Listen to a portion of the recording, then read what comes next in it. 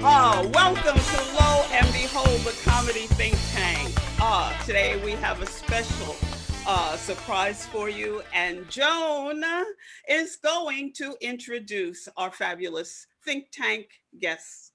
So it turns out that it's very human to create and believe fiction. And you'd have to be a Swiss Army knife, which I know you guys are, to teach kids in a climate that leads them away from reality. We have Cassandra Taylor, teacher at Kingston High School. We have Chase Randall, who will you tell us about what you're saying you're not for profit and the food sharing. Chase, introduce us to even that concept. Sure. Yeah, so we, Cassandra and I run a nonprofit called the Underground Center, and it's a kind of holistic approach to education that addresses land use, education, and economics kind of all together. And the idea is to, figure out how we can take the land that is around us and use it to help each other, and cut through a lot of the barriers that are there, and kind of move beyond just education as the mind, and teach people skills, encourage and even pressure people with power and land to share, in ways that kind of blur that hierarchy that capitalism kind of reifies. And we work with local youth. We work with from 6-year-olds to adults, but mostly focused on youth, to teach them skills and model cooperation and nourishing land use. And like I mentioned before, our focus is really having people of color really pioneer and lead this, and poor white folks kind of getting in there as well, to kind of create a sort of workers movement to push this agenda. So that's kind of what our nonprofit's about. Chase, you said something about skills, and this is something that is so important. I was reading about someone posting that there are not there's no more education around mechanics, carpentry, plumbing, electricity. All of those things were moved out so that a certain segment of the population could be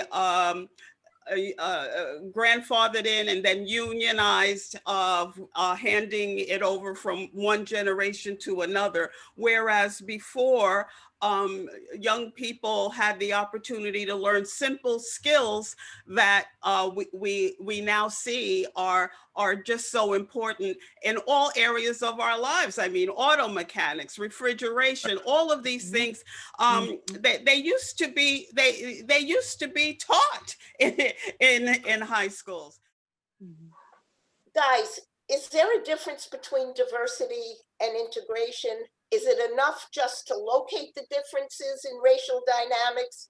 And how do you guys override the economic racist structure that makes white kids feel superior and more important? Right. I think that's been, the experiment that's kind of shown the potholes in this idea of just integration will solve everything, after Brown versus Board of Ed, and starting to have integration up through the 80s, we're now seeing that it's not enough. It's not enough to just take, Black and brown kids and just bust them into a place where there is, where whiteness is entrenched. This idea of, like you were saying, reality, this idea of what is normal, the default is white, and then to just throw children of color into that environment and say, oh, well, it's fine. So I think, unfortunately, a lot of people have been harmed in that experiment along the way, but that is what we're seeing now, in all of, the talk with progressive educators, that we're seeing where we actually fail. We just bring everyone together, they'll all love each other. It's like, no, there's actual structural issues that need to be addressed. Unfortunately, love doesn't conquer all. You know, you have to actually dismantle some of these structural walls that keep you know, power in the hands of a few, and you know, disenfranchises so many. Cassandra, I think one Mhm. I'm sorry. one line that we have with our nonprofit is that diversity has to go beyond inclusion. Mm-hmm. So it's not about including these people that have been, you know, neglected from this great society we have. We just have to let in some people. It's our work really is trying to figure out how can we create something new. And for us, that means it has to be those folks that were traditionally marginalized have to be the ones to create that new world. And our mode of doing that is through education. So that's a really different project than the kind of top-down public school, you know, giving people a chance to get into the system, but really not, you know, model that we've seen over the last, you know, 40, 50 years. I think it's very important for us to be focused on education, and you have said so many things that I want to respond to, but I have to deal with the fact that I felt like the promise of integration was a hollow. It was a hollow promise, and I actually posted on my site on Facebook that Martin Luther King said he feared he was integrating his people into a burning house. And this week has actually, has actually shown, this whole year has actually It was shown. so profound. I loved that post. It was so profound and so clear. It came at the right moment. It showed such perspective. What year was that, Rhonda? Before he died. Yeah, not after. Yeah. So profound. And it's funny that you ask what year. The longer his career, the longer Martin Luther King was approaching ideas that were abhorrent to the mainstream.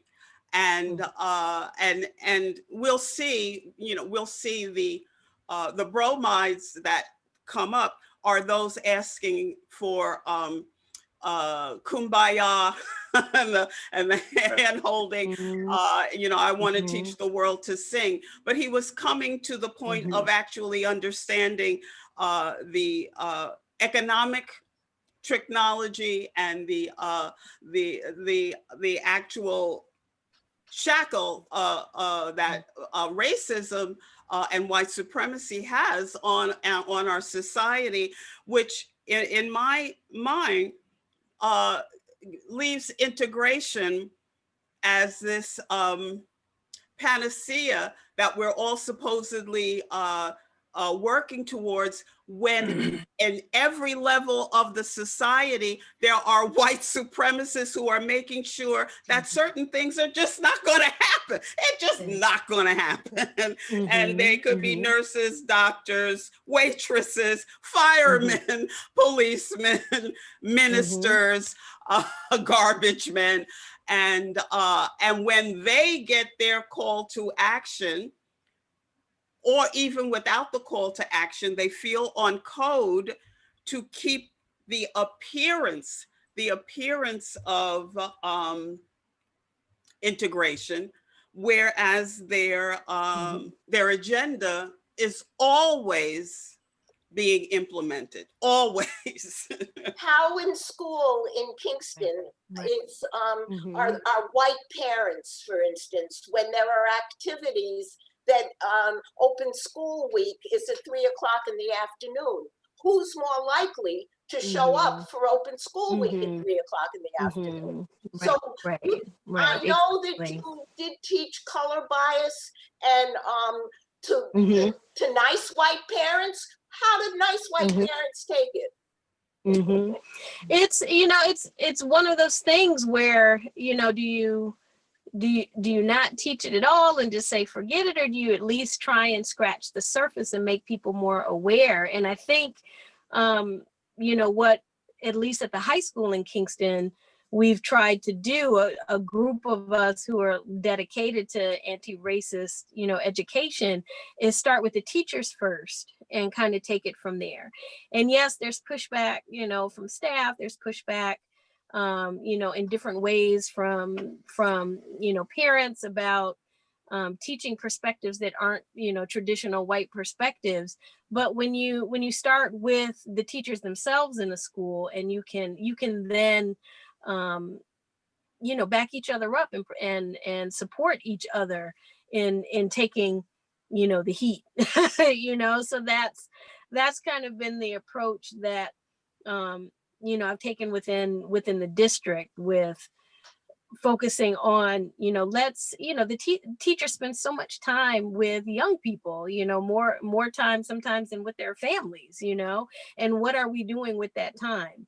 How are we addressing this institution? You can, as a public school teacher, you're kind of you're a tool of the state. But what are you going to do with that status, right?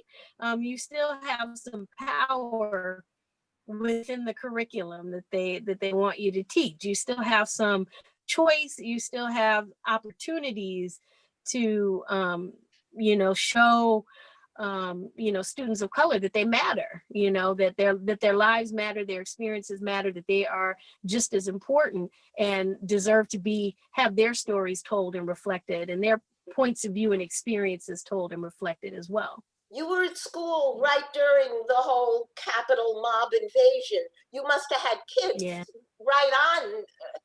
So what? Yeah. We have 1 more minute, so let's close with, tell us what your day was like and your kids' day was like. It was, at the end of the day, my final class of the period, and I didn't find out, until after class had ended, and right away, the next day, we talked about it, and they want, I think what a lot of people don't understand is that kids want to talk about this stuff.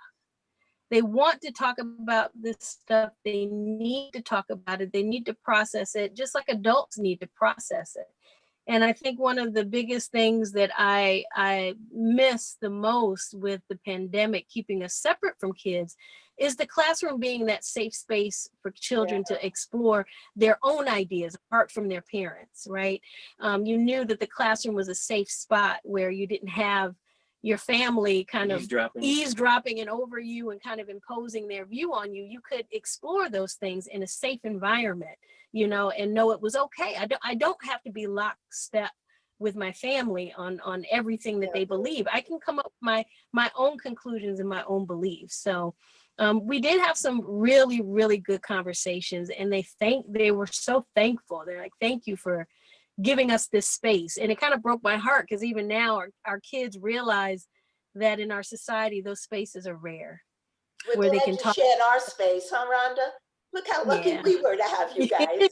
Cassandra, I was just going to say that the idea in the educational system for a Black child to feel they're in a safe space is quite rare. I mean, it can be just having to walk through a metal detector, having people who are actually molding your mind, who do not have the best intentions for you, having inferior books in the classroom, having inferior classrooms. So I applaud you. Even though it's a microcosm that you're dealing with, it's hard to handle this on a large scale, because actually the public school system was made for Black children. It was created because we needed education, and we weren't being given that, and it was established for us. I want to thank you both for joining the Lo and Behold Comedy Think Tank. Thank you. And you are invited as soon as we set up a roundtable conversation. You guys are going to be really important to us moving forward. Cool. Thank you. Thank you for having us. Great. I wish you continued success. And thank you for joining the Lo and Behold Comedy Think Tank. Thank you. Thank you so much. Hi, darling.